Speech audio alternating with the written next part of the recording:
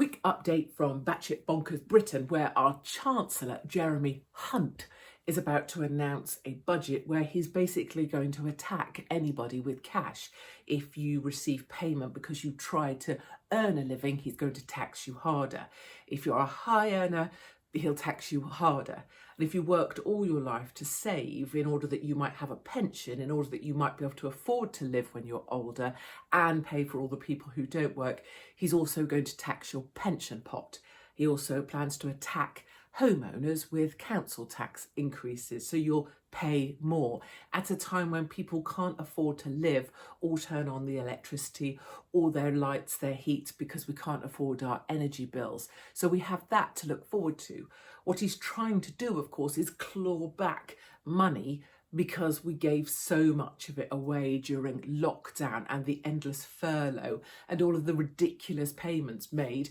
because people weren't simply allowed to go out and carry on working, which many of us would have chosen to do. My personal preference would be that if anybody enjoyed lockdown or thought furlough was a great thing or totally bought into the whole pandemic and were sky clapping on demand because Boris Johnson said so, they should be the ones who are penalised now because they were the ones that enjoyed and perpetuated that. Anybody who said we should be locked down harder or longer or further, so all of the Guardian staff, for example, or the BBC or media pundits who kept pushing the idea that we should be kept captive in our own homes and that paying furlough to people to sit on their asses was a good thing, they should be the ones being penalised now financially,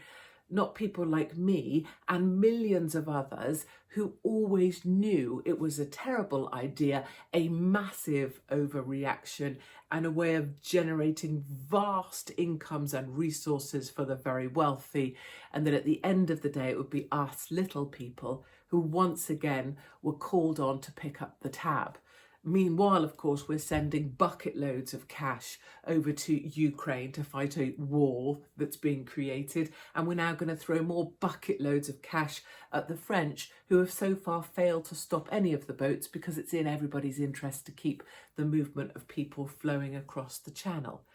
But once more, it will be ordinary Brits and taxpayers who are penalised the most and still remain at the very back of the queue for things like schools